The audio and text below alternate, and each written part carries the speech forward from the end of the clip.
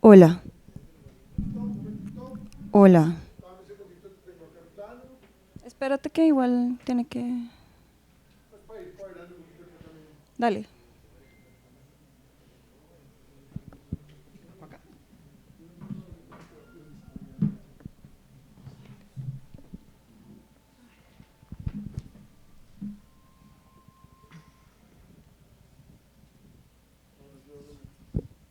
Listos. Listo.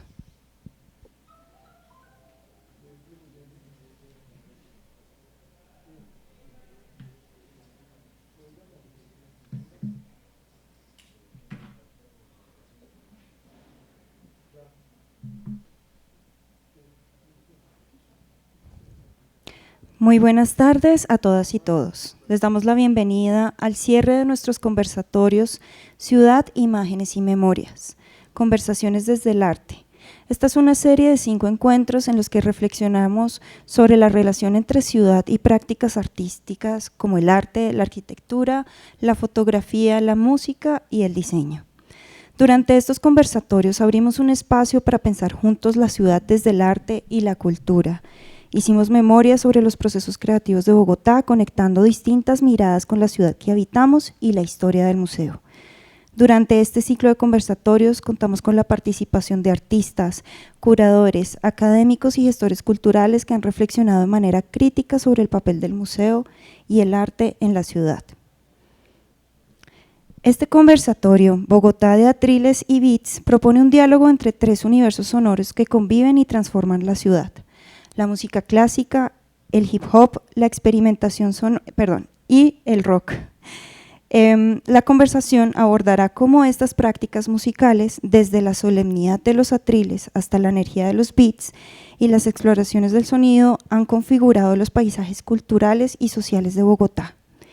Este conversatorio está moderado por Simona Sánchez, gestora cultural, periodista y antropóloga, y conversará con 3 invitados de gran trayectoria: David García, director general de la Orquesta Filarmónica de Bogotá, con formación en pedagogía musical en Bulgaria, filosofía en Viena y doctorado en historia. Ha impulsado un modelo de orquestas, coros y programas de formación que transforman la ciudad a través de la música, promoviendo inclusión y valoración de las tradiciones colombianas. Gustavo Chucky García, periodista, escritor y gestor cultural con más de 30 años de trayectoria en el audiovisual y la música en Colombia. Fue programador de Rock al Parque entre 2014 y 2022 y cofundador del Festival Centro y curador de Colombia al Parque. Ha trabajado como guionista y realizador en proyectos como Rebelión, películas sobre Joe Arroyo, y los documentales Rock al Parque 97 y Símbolo Marciano de Aterciopelados. Reconocido con premios nacionales e internacionales por su labor en la gestión cultural, y actualmente es coordinador de las actividades conmemorativas de los 30 años de Rock al Parque en IDARTES. John Cepeda, conocido artísticamente como Esquirla, es MC, historiador y gestor cultural del movimiento hip hop desde los años 90. Compositor e intérprete de clásicos del rap bogotano como Sin Piedad y Dios bendiga las calles. Director y presentador de programas radiales como Sexto Elemento y Calle Frecuencia. Host de los proyectos audiovisuales The Beat y La Escuela Melá. Coordinador de la estrategia Rimas en Paz de IDIPRON. Curador y vocero de la exposición Nación Hip Hop, Colombia al ritmo de una cultura del Museo Nacional. Y curador del Bogotá Music Market, presentador oficial en 16 ediciones del Hip Hop al Parque.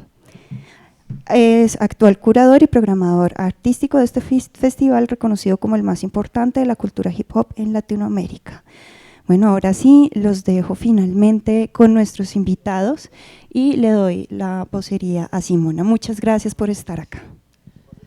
Hola, buenas tardes a los 3 invitados. Gracias a ustedes que se tomaron el trabajo y la intención de venir acá para escucharnos charlar sobre algo que seguramente a ustedes también los mueve, que es la música y habitar la ciudad desde el sonido, si se puede llegar a decir así. Vamos a viajar, como lo dijeron, desde los atriles, los escenarios, hasta las calles y las esquinas y los festivales. Para empezar esta conversación, que seguramente tendrá también preguntas curatoriales, académicas, de gestión. Yo quisiera empezar con ustedes desde lo personal y un poco sobre la historia de vida de cada uno y la manera en cómo se han relacionado con esta ciudad particularmente. Algunos nacieron acá, otros no, pero pues esta ciudad, en ella han crecido y su labor también ha crecido acá. ¿Cómo se relacionaron musicalmente con Bogotá y en qué época? ¿Cuál era esa relación musical que tenían con esta geografía tan esquizofrénica bogotana? ¿Y qué los conectó ahí?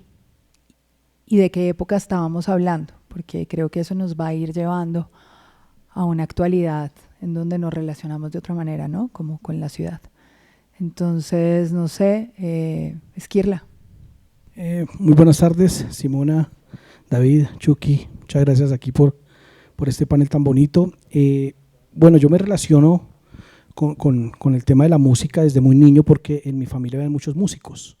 Mi abuelo era maestro del tiple, tengo un tío que tocaba muy bien la guitarra, un tío era el director de la orquesta. Yo recuerdo que estaba muy niño, pero me acuerdo que era el director de la orquesta de un restaurante que se llamaba Las Ramblas, si no estoy mal, hace muchísimo. Mi tío era el director musical de la orquesta de ese sitio. Mi mamá era cantante aficionada. Tengo una tía que hoy por hoy es una de las figuras reconocidas de la música, esta música popular, Lilian Valadez. Entonces en mi familia siempre hubo mucha música. Desde niño en mi casa era música todo el día desde por la mañana. Mi mamá era muy melómana. Mi mamá coleccionaba discos, coleccionaba cassettes. Entonces desde ahí, digamos, empezó el gusto por la música. Ya, digamos, luego llega pues el conocimiento de lo que es el rap, ¿no? Yo tenía la fortuna de vivir en muchos barrios de Bogotá, en muchísimos barrios de Bogotá.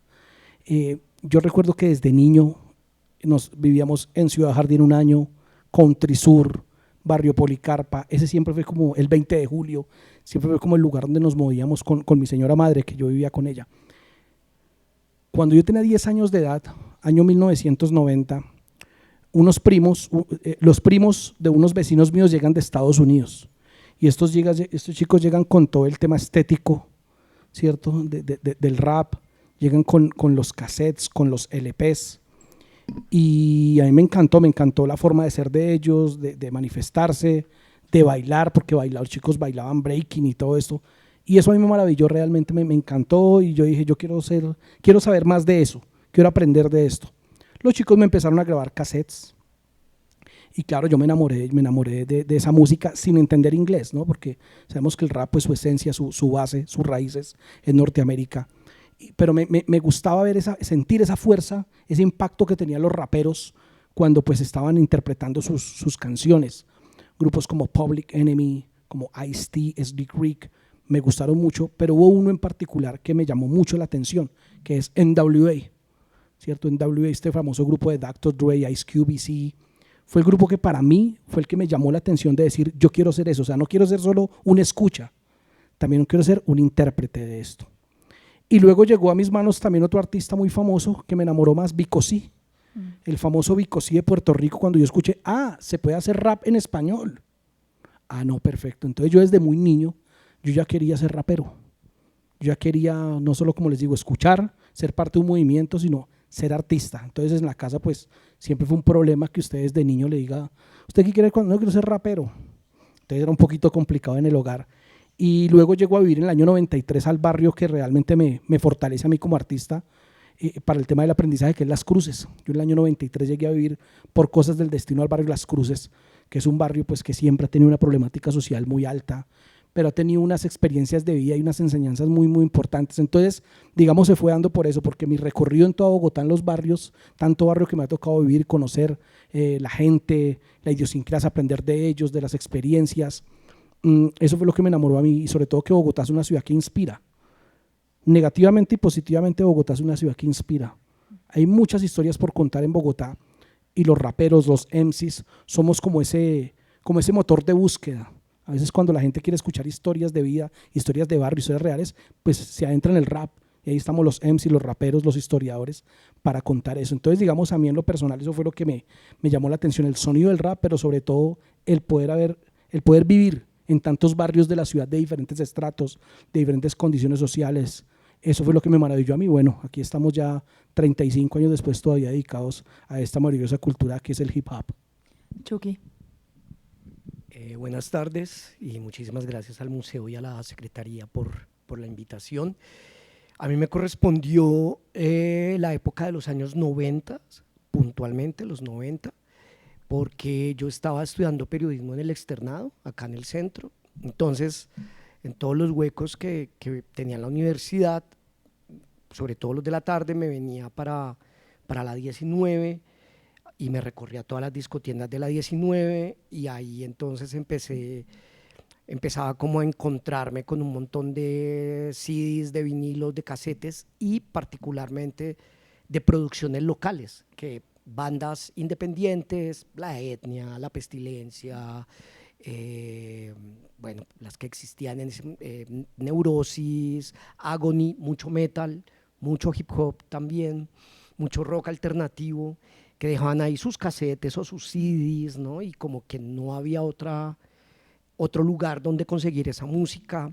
Entonces como que obviamente pues uno de universitario ahí, más pelado para donde, llamando a pedir plata para fotocopias que no existían, para poder ir a comprar especialmente a una discotienda, por ejemplo, como era Rocola, y las de más abajo, las de la octava con 19, que además ahí pues en ese momento si uno no tenía para comprar la copia en casete, le generaban una copia en casete, le grababan el casete, y si era un vinilo, pues uno decía, ay, porfa, pásemelo a un casete, y lo hacían. Entonces, y uno iba ahí cada día y abonaba 2.000 pesos hasta que completaba los 8.000 y se lo soltaban. Y, y al poco tiempo de eso, yo terminé la universidad, empecé a hacer mis prácticas en periodismo, y estando haciendo las prácticas en el diario La Prensa, se abrió como me pusieron a hacer prácticas en cultura, empezando, y aunque realmente esos primeros meses de mis prácticas yo era la persona encargada del fax, entonces yo tenía que estar sentado al lado de un fax, esperando a que entraran los faxes para leerlos. Esto es de deportes, vaya a la sección de deportes. Esto es de cultura, vaya a la sección de cultura. Y luego un día se abrió un cupo en cultura y me dijeron, venga, usted, el del pelito largo, seguro, cultura, hágale. Y ahí hacían una separata de música que se llamaba Planeta Elvis, de 12 páginas, y fue como, bueno, hermano, póngase a escribir para esta vaina. Entonces era como, ¿yo cómo voy a llenar 12 páginas de qué? O sea, entonces era como, váyase, no sé, era festival de hip hop en Soacha, camine a ver por allá uno como con su grabadora y su camarita, o en la Candelaria hacían un montón de conciertos de metal, entonces vaya para la Candelaria, o pues sobre todo había mucha movida en las localidades, y luego los fines de semana en todos los bares como alternativos, Transilvania y Barbie, todos estos bares, y ahí entonces ya conocía a Terciopelados, La Derecha, Las Almas, y nada, y fue como ya hacer un acercamiento de empezar a entrevistarlos, empezar a saber de sus carreras, de sus historias, de tal, publicar esto. Y ahí fue que empecé como a formar parte como de toda esta movida de sonidos de Bogotá. Una cosa pequeña, Chucky, ¿qué diferencial había entre lo que estaba pasando en el Valle, porque Chucky viene del Valle del Cauca, y Bogotá? Como que cuál era ese salto, que creo que es importante también mencionar. Sí, es bastante importante, porque de hecho yo en realidad nací en Cali, mi familia, mi padre, mi madre y mi hermano mayor somos de Cali, pero mi padre por trabajo, peor aún, lo mandaron 10 años a Neiva. Entonces, claro, pues años 80 en Neiva no había nada, y yo viajaba de vacaciones a Cali, a donde mi tía sobre todo, y mis primos ya estaban metidos como en el tema del metal y toda esa vuelta. Entonces, claro, como que yo iba a Cali y veía que estaban pasando cosas también en el rock, en el metal. De hecho, posiblemente el primer concierto de una banda colombiana que yo vi fue Kraken en Cali, en un lugar que se llamaba Disque La Gruta, que yo ni siquiera tenía edad para entrar, entonces era como que me tocó hacerme en la puerta a ver la banda hacia Kraken, desde la puerta, porque no tenía edad. Y pero en Cali había una movida alternativa y pasaban cosas y ya empezaban también la movida del hardcore, la movida, pero claro, Neiva no había nada, Neiva éramos 3 metaleros, pare de contar. Entonces, claro, cuando yo llegué acá a Bogotá, pues era como, no, llegar a como, wow, como que aquí están pasando muchas más cosas incluso que en Cali. Y de algún modo también sentía que de Medellín venía mucho parche, y de Cali de todos modos venía también un parche, siempre estuvo como un flujo de bandas, de fans, de cosas, y yo siento que eso también alimentó muchísimo como a lo que empezó a pasar en Bogotá, las propuestas de Cali y de Medellín. David. Bueno, muy buenas tardes a todas y a todos, y pues un saludo a quienes están siguiendo esta transmisión. En primer lugar, me gustaría pues dar un saludo en nombre de la Secretaría de Cultura y de todas las entidades que componen la Secretaría de Cultura, una de las cuales es la Filarmónica de Bogotá, de la cual soy director general. Mi relación con la música pues también es de muchos avatares y muchas vueltas como las de ustedes. En otra música, mi abuelo era músico, cantante y pianista y acordeonista, tocaba en Bogotá y cantaba en iglesias, fundamentalmente música sacra, pero también algunos otros géneros, tango y de él pues viene mi padre que fue clarinetista de la banda de la policía y después clarinetista de la Sinfónica Nacional de Colombia, y esto sucedía en los años, más o menos en los años 60, y fue un momento muy interesante porque la Filarmónica de Bogotá surge, fíjense ustedes, en un contexto muy particular, que es el contexto, si uno quiere, de una transformación enorme en América Latina bajo el influjo, entre otras cosas, de la Revolución Cubana, años de Guerra Fría en todo el mundo, y en ese contexto en Colombia se vivió una especie de edad de oro en donde surgen, por ejemplo, el Teatro La Candelaria en el año 66 más o menos, en la misma casa donde se reunían Santiago García, fue donde surgió la Filarmónica en sus primeras reuniones. La Filarmónica en el año 67, paralelamente estaba el Teatro Experimental de Cali, la Mama, el Teatro Popular de Bogotá, etcétera. Entonces, también pasaban otras cosas, por ejemplo en las artes plásticas estaba, entre otras cosas, saliendo la obra más en su primer momento reconocida de Fernando Botero, y en la literatura en el 67 pues se publica 100 años de soledad y todo un movimiento literario importantísimo. Entonces en ese contexto pasan cosas y lo cuento porque uno es como dice Borges, resultado de la historia de sus ancestros, y de ahí vengo yo, de esa historia. Entonces en ese momento están una cantidad de jóvenes que no tenían dónde tocar porque había una sola orquesta, que era una orquesta que tocaba para una élite bogotana de 600 personas que iban al Teatro Colón, y se forma, digamos, tan de moda el término hoy, una disidencia musical, que es lo que viene a ser la Filarmónica de Bogotá. Entonces, cuando yo nací, por supuesto vivía rodeado de música, de mucha música, al punto que en la casa se reunían pues músicos no solamente clásicos, sino también de la música colombiana, música llanera, etcétera, etcétera. Entonces siempre tuve eso.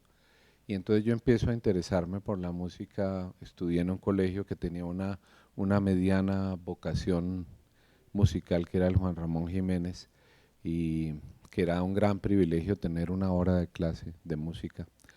Y allí pues empecé a tocar algunos instrumentos de percusión, cuerdas, flautas, todo esto, y en algún momento terminé muy relacionado con el violín y ahí ya empecé seriamente a estudiar.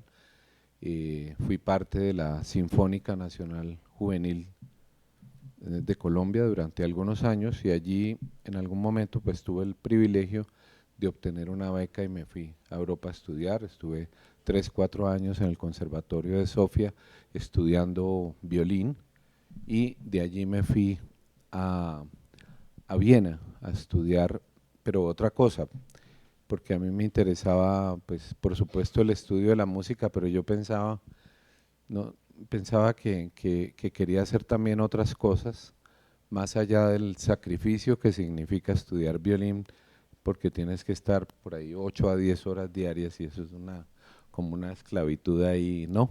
Y yo pensaba, bueno, quiero hacer otras cosas, entonces en la Universidad de Viena hice un pregrado en filosofía, después una maestría en ciencias políticas, un doctorado en historia, después gestión cultural, o sea, hasta que me cansé de estudiar y me dediqué a trabajar, eso sí, universidad pública, y paralelamente yo trabajaba con la música, entonces es curioso porque yo me vengo a encontrar con la música latinoamericana porque yo hacía música clásica que era digámoslo así, la europea. Cuando se habla de música universal, en esa mentalidad eurocentrista que impera en todo el mundo, decimos música universal a lo que en realidad es de un continente que es el continente europeo.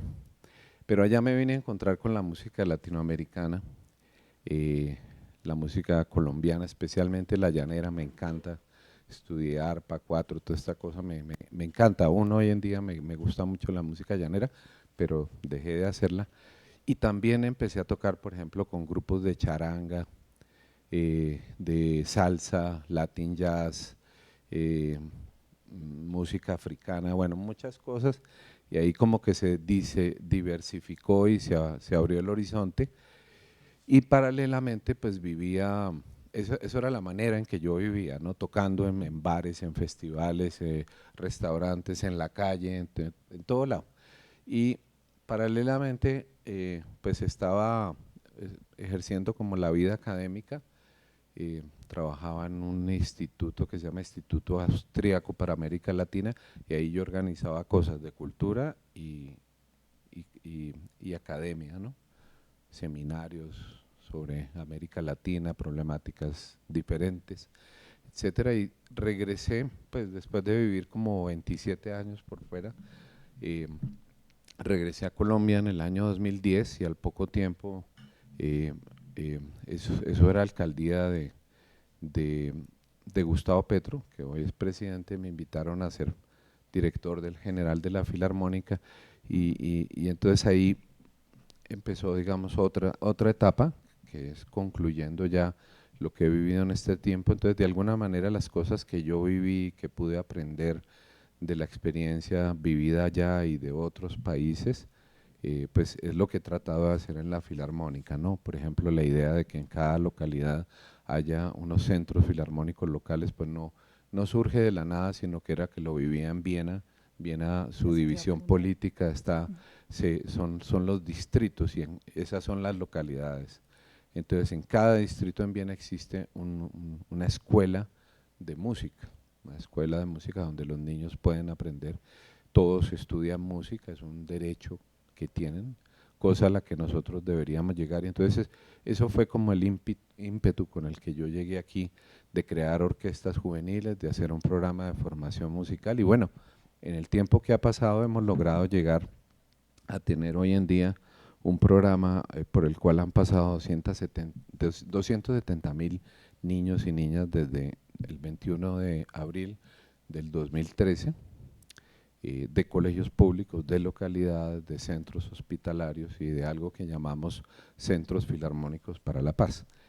Y allí, por ese programa ha pasado toda esa gente, anualmente atendemos 30.000 niños y yo que tenía la preocupación de que era un privilegio tener una hora de clase, pues nosotros le damos 4 horas de clase a cada niño en el colegio, y hemos formado pues un montón de orquestas juveniles, infantiles, prejuveniles, aparte de la orquesta principal. Entonces hoy en día la Filarmónica tenemos una pequeña familia de 1094 agrupaciones sinfónicas, tanto profesional, semiprofesionales, y las que surgen de todos los procesos musicales de los colegios y los barrios y todo eso. Y bueno, indudablemente la Filarmónica es la entidad musical pública más importante que tiene el país, y hoy en día pues nosotros ya conversamos de tú a tú con otros países donde hay procesos similares, por ejemplo el de Venezuela, que es muy importante, el Sistema Nacional de Orquestas de Venezuela, otro movimiento que hay en Brasil, en Argentina, etcétera, pero bueno, ya Bogotá es por eso también reconocida, y eso ha sido un poco la relación mía con la música, pues, y ahí seguiremos hasta que se pueda. Sacando los atriles a la calle. Sí. Ahí está. Pues miren, escuchándolos, yo les quería hacer una propuesta pasando como del terreno de lo intangible, digamos, nosotros habitamos el mundo de la música, que si bien tiene un montón de acciones en la vida real, es muy intangible, ¿no? No es como la plástica, pero hagamos un ejercicio tangible de imaginar un mapa, ¿sí? Como Bogotá, una cartografía, un paisaje, ¿cierto? Pero imaginar ese paisaje sonoro y un poco desde ese recuerdo que tiene cada uno, porque el ejercicio siguiente es ver cómo es actualmente,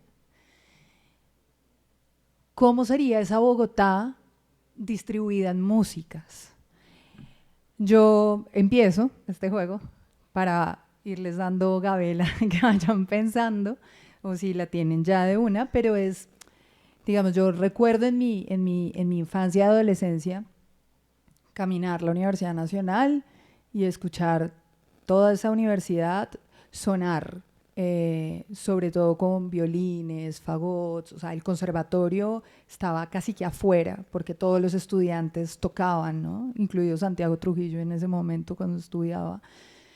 Pero entonces uno sale y llega al centro y recuerdo la Estrella, como unos parches, las cruces, que suenan a hip hop, y el Parque de los Periodistas tenía todos los podridos del punk que ponían sus grabadoras, y uno iba a Chapinero y escuchaba también pues otro tipo, la Sharp, que estaba ahí, que escuchaban ska punk, y también había metal, y así yo les voy tirando cómo ustedes empiezan a delimitar ese paisaje sonoro de una ciudad que para mí en los 90 y en el 2000 sonaba mucho, sonaba tanto que por eso personajes como ustedes empezaron a decir, venga, este parche aquí, y armemos esto, este aquí, porque todo estaba afuera, estaba muy afuera, pese a que la música clásica pensaríamos que estaba adentro, pero también tenía unos espacios, ¿no?, que habitaba.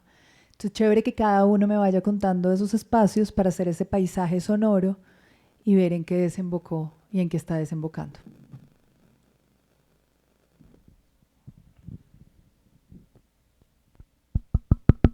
Sí, ya. Bueno, yo, por ejemplo, el aporte que puedo hacer de lo que yo viví, recuerdo, años 90, lo que era el sector del 20 de julio, eso es suroriente, ¿cierto? 20 de julio, Atenas, Bello Horizonte, Córdoba, hasta llegar a La Victoria, toda esa parte era muy hip hop. Ese sector era muy rapero.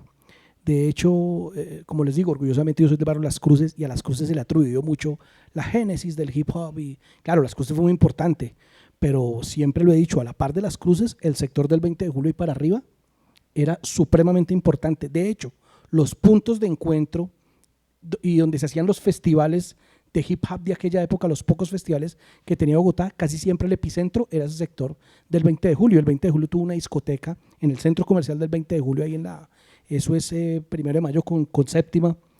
Ahí había una discoteca que se llamaba Atlántida, y esa discoteca históricamente fue en donde todo el mundo del hip hop se tuvo que graduar en los 90 pasando, presentándose en esa discoteca. Entonces siempre he creído que ese sector del 20 de julio hacia arriba, al suroriente, ha sido muy importante y sonaba mucho a rap.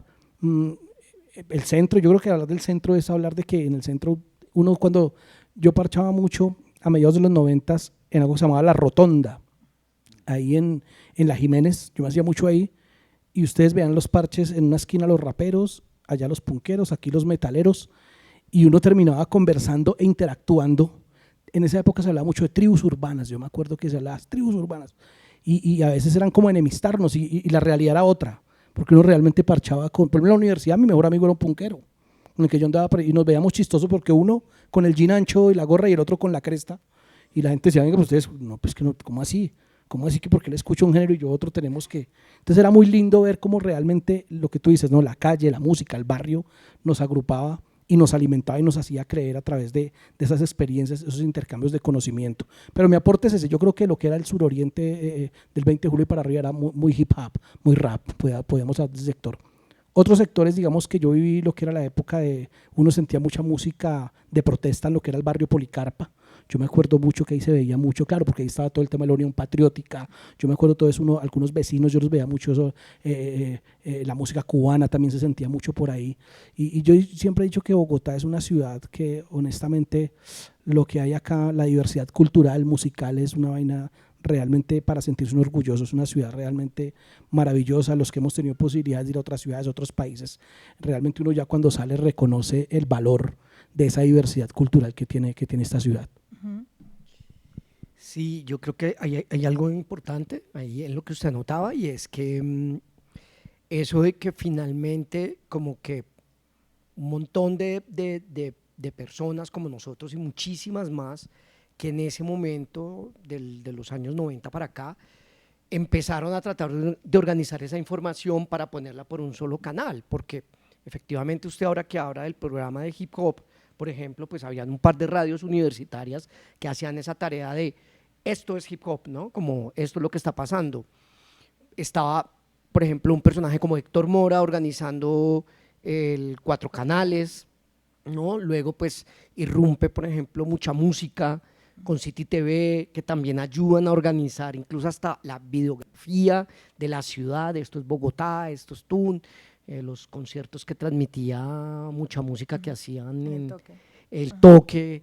Entonces eso me parece, y a la final eso fue también lo que empezó a hacer un festival como Rock al Parque, ¿no? Como un poco poner en un mismo lugar un montón de expresiones y de cosas, y por eso pues para mí la génesis de Rock al Parque siempre fue muy crossover, o sea, fue como aquí hay hip hop, porque incluso el hip hop empieza en Rock al Parque, y el ska y todos esos movimientos, porque claro, los char, por ejemplo, que poco se habla, pero pues lo que ellos ayudan también a que llegara todo el tema del reggae, del ska, del OI, los punks, pues, definitivamente los metaleros, o sea, el metal ha sido para mí uno de los sonidos más populares de Bogotá, y a mí sobre todo me liga mucho y me lleva mucho a las localidades y un tema muy bogotano del salón comunal, porque en salones comunales como el barrio San Fernando eran los únicos que se atrevían a prestar su espacio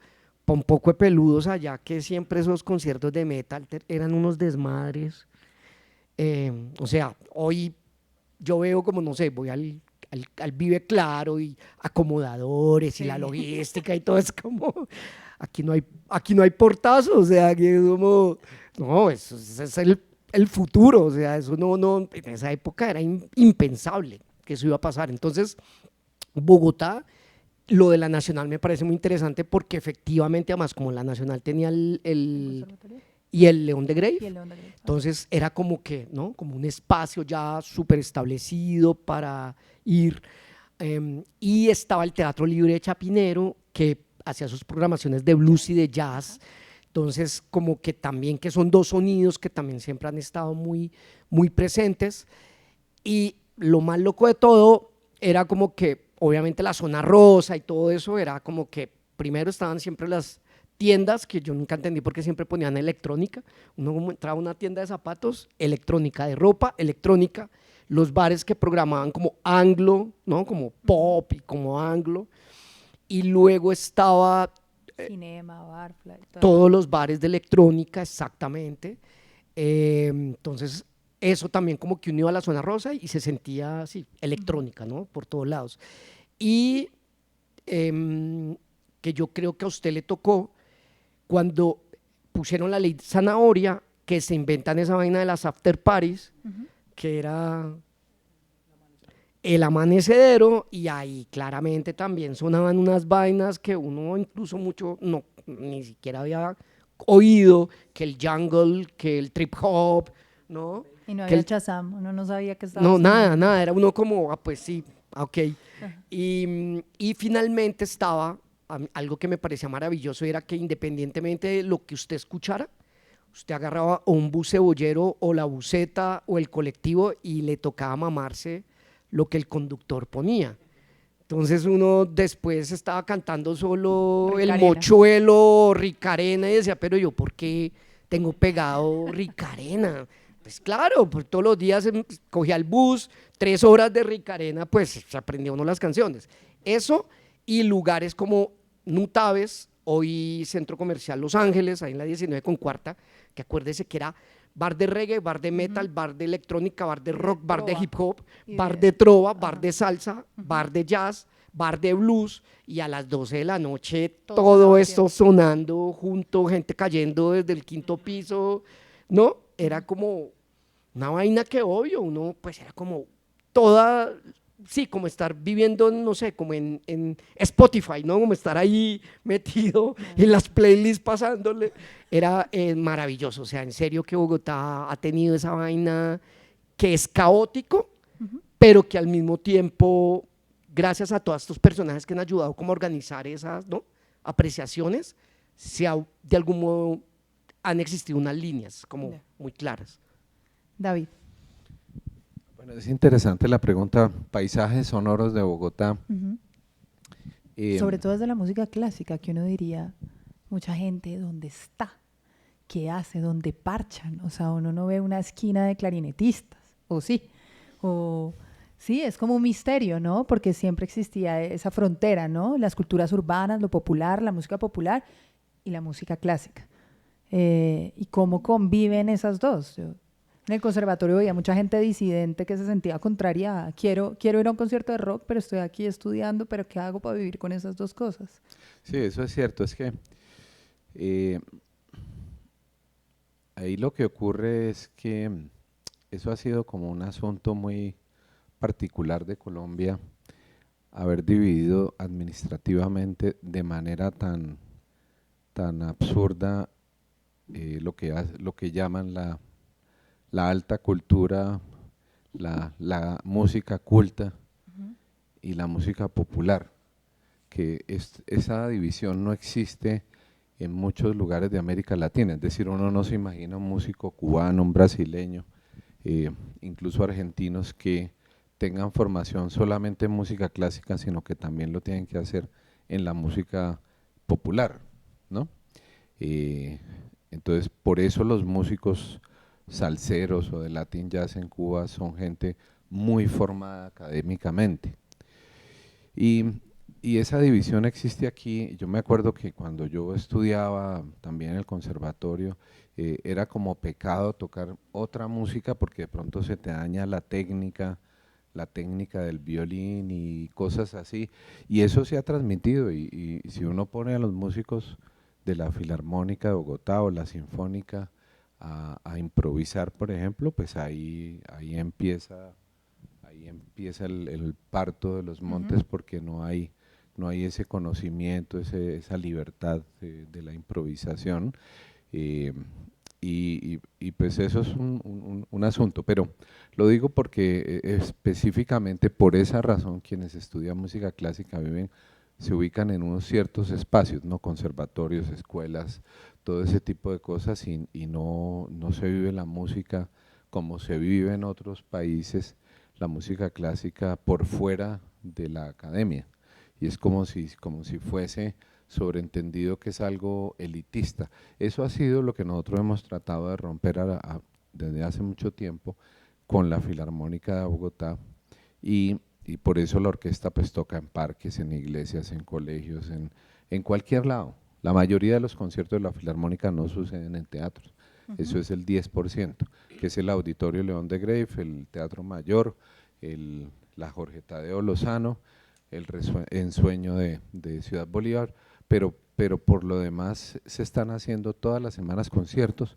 Nosotros hacemos 650 conciertos al año con la Filarmónica ahora y todos suceden en otros lugares. Pero yo me retrotraigo a los paisajes sonoros de la Bogotá de los años 80, que fue la que me tocó, en la que me tocó hasta que estuve. Yo creo que la música en Bogotá existe de las 72 para allá, y de las 72 hacia el norte no. Es una cosa muy curiosa porque creo yo que digamos, lo que se llaman los estratos altos de Colombia no han tenido una gran relación con la cultura en general. Note uno eso, por ejemplo, en los presidentes que ha tenido Colombia. ¿Cuáles han tenido una relación con la música, con la Iván pintura? Duque. Toda guitarra. Bueno, los dos enanitos de Iván Duque. Eso es muy curioso porque no sucede en otras partes, ¿no? En otros países ha habido, quizás Belisario Betancur con la literatura, ¿no? Pero por lo demás ha sido un desierto. El poder estructural no ha tenido una gran relación con la cultura, no la ha tenido. Y eso es muy particular de Colombia, ¿no? Tienen otro tipo de conocimiento que se mueve más en el derecho, en la economía, en otras cosas, pero la cultura no. Y eso es lo que ha marcado que, si ustedes observan, repito, la música ha existido, la que sea, en sus diferentes formas, de las 72 hacia allá. ¿Por qué?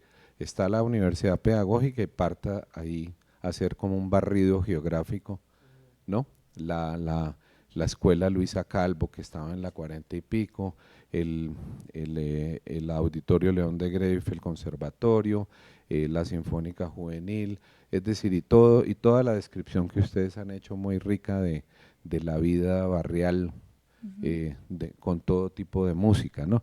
Y lo mismo ha pasado con la música clásica. Fíjense que en la música clásica, si ustedes hacen un estudio sociodemográfico de los músicos, de la sinfónica, de la filarmónica y todo eso, ninguno viene de un estrato alto, ninguno.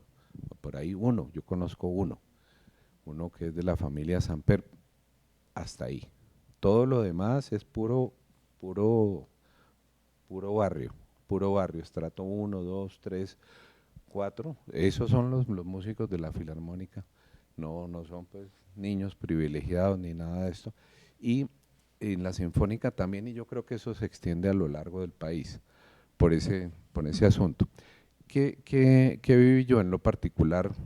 El surgimiento de la salsa en Bogotá, me acuerdo que comenzó con el goce pagano, por supuesto, ahí en la 23, entre 23 y 24, en la 13A, allí había mucha vida de salsa. Después surgió el Quiebra Canto, había un bar que después se perdió, que quedaba en el antiguo Cine Ópera, en el segundo piso. Aquí ustedes deben haber conocido ese, pues estaba el cine, ¿no? El Cine Ópera, y ahí en el segundo piso había un sitio de salsa. Ahí fue que yo conocí pues la música de la Fania y de todo esto, y todo el centro chapinero y más hacia el sur y suroccidente empezaron a pulular lugares donde había la salsa que venía de Cali, ¿no? Y que la salsa era una cosa también de clase, porque en esa época estaba muy vinculada la salsa a unos sectores políticos de Bogotá, que empezaron a aceptar la salsa porque eso era de nichis, ¿no? Y eso era de puro pueblo, esa vaina, y eso no era de otros estratos. Y se fue metiendo poco a poco en el mundo. Y la música clásica, fíjense, la filarmónica no es una orquesta del norte, sino que la filarmónica surge cuando comenzaba el momento en que yo les decía, en el Tunal. Allá surge la filarmónica, en la casa que hoy se llama Museo Antonio Nariño, en el Tunal. Allá era donde ensayaba la filarmónica, en el patio de esa casa, que era una orquesta pequeña de 30 y pico de músicos, y pues la Filarmónica siempre ha sido ha deambulado por Bogotá sin tener una sede propia, y entonces de allí salió hacia el Radio City, después estuvo en un edificio que hoy está la Universidad EXI, que queda en la 20 con décima, arriba de la décima ya había un pequeño teatro, y después cae la Filarmónica en el hoy llamado Jorge Eliezer Gaitán, y tuvo su sede entre el año 77 al 82, y de allí pues de allí la Filarmónica va a dar a, eh, a la Universidad Nacional. Entonces el arraigo, digamos así, popular de la Filarmónica es muy fuerte, y eso es lo que hace que la Filarmónica sea lo que es, no una orquesta de élite, sino una orquesta muy vinculada con la vida de las localidades, los barrios, y la Orquesta Filarmónica desde el año 82 está en la Universidad Nacional y es la orquesta de la Universidad Nacional. Recuerdo que alguna vez pues en esos años a alguien se le ocurrió que la Filarmónica no tocara en el Auditorio León de Greff, y la orquesta se fue para el Colón, y los estudiantes rompieron vidrios en el auditorio y con letreros diciendo la Filarmónica tiene que regresar a la Nacional, es de la Nacional, ¿no? Entonces eso es muy interesante porque evidencia que la historia y el ADN de la Filarmónica es otro, y para mí son como esos paisajes de ciudad. Ahora, por último, a mí me gustaría decir algo en lo contemporáneo. Voy a contar el milagro, pero no los santos, porque no quiero chivatear la historia, pero yo he entrado en diálogo con un escritor muy importante de Colombia, que ha escrito una obra para mí muy importante sobre una de las masacres que han sucedido aquí en Colombia, más fuertes, y tenemos un grupo con un compositor, y entonces hemos empezado a trabajar hablando de paisajes sonoros. ¿A qué suena la violencia? ¿No? Aquí suena la violencia, sobre todo en lugares donde ha habido desaparecidos, ejecuciones extrajudiciales, todo eso. ¿A qué suena la ausencia de las personas que han sido desaparecidas? ¿No? Y esto es un mundo absolutamente sonoro, porque hay una especie como de axioma en el mundo de los antropólogos, sobre todo los antropólogos forenses, y es que los muertos, cuando están enterrados en fosas comunes y todo eso, producen sonidos, y todos ellos dicen que eso es así, ¿no? Entonces estamos trabajando sobre una obra que haga posible que esas voces que fueron que pretendían ser silenciadas puedan tener una expresión en una obra que les invito a que la escuchen el 9 de abril, próximo Día de las Víctimas, el año próximo. Lo haremos seguramente en el Auditorio León de Greff, y esa obra se está construyendo. Entonces quiero decir yo que por lo menos a mí me ha llamado mucho la atención también que desde que las artes en general, la literatura, la pintura, el teatro especialmente en Colombia han reflejado la violencia, de 7 décadas de violencia en Colombia, pero la música y especialmente la música clásica no hay obras. No hay obras. No. Yo personalmente le encargué a Francisco Zumaque, el compositor, una obra que se llama, hace varios años, la estrenamos en el 2014, que se llama Resiliencia en la Tierra, pero en general no hay obras que reflejen eso. Entonces por eso vamos a hacer esto, y pues pretendiendo darle expresión a esa Bogotá y quizás a otras ciudades que tienen una sonoridad, ¿no?, que va más allá de los mundos claramente delimitados como música, que es lo que hacemos nosotros tres, y más bien los sonidos de una ciudad contemporánea, de una historia contemporánea, que también se pueden expresar a través de instrumentos de la música contemporánea. Yeah. Eso. No hay algo que genere más apropiación territorial que la música que escuchamos. Creo que, y eso es algo que igual se traduce generación tras generación. No por llevarte la contraria, pero en el norte, pero un poco, ¿no? En el norte sí se han surgido, o por lo menos desde otro tipo de sectores musicales, corrientes importantes. El ska bogotano le debe mucho al norte de la ciudad. La Calleja fue uno de los escenarios más importantes que tuvo la ciudad para todas las bandas de los 90. Hay una electrónica que surgió en el norte, muy importante, y otra que surgió en Chapinero y en el centro, como Bogotrax y otros parches más políticos, pero la electrónica tenía como ese estéreo, ¿no? Iba como por esos dos frentes. Y también Suba tiene un montón de manifestaciones, desde el hip hop hasta el metal, muy, muy grandes, y el new metal, de los 90, si se le puede decir así, pues venía de interpretarse por chicos disidentes de colegios de colegios gomelos, como le llamaríamos nosotros, pero pues esa era su mirada, ¿no? Ante lo que sucedía. Pero claro, es una ciudad muy grande, que ahí va mi siguiente pregunta, y es que eso es en una época, pero si miramos el 2025, y ojalá me lleven la contraria con lo que voy a decir, porque es una afirmación para que la reflexionemos. ¿Creen que Bogotá se ha silenciado? Y cuando digo silenciado es que al centralizar en espacios, en épocas del año que si bien manifiestan todo este legado musical, el día a día, el barrio, los parches, los bares, cada vez son menos. Yo me lo pregunto todo el tiempo recorriéndome la ciudad. A mí me indigna que el Transmilenio no tenga radio, de verdad.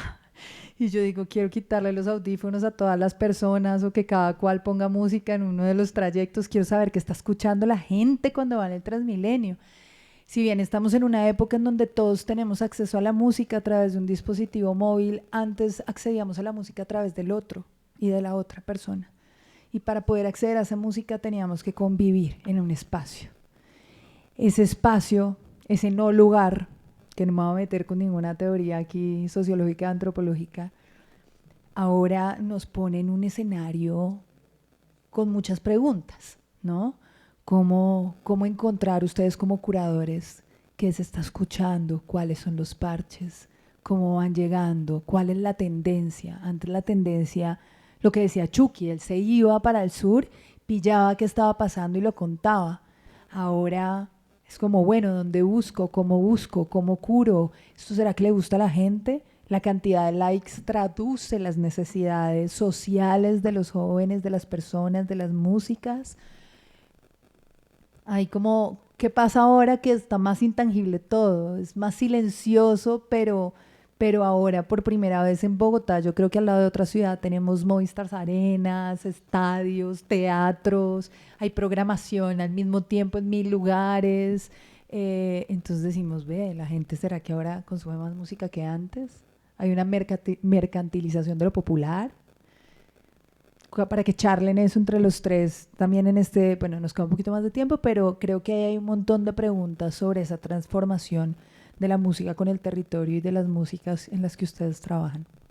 Yo creo sin lugar a dudas que el tema de el concepto de industria musical ha influido mucho.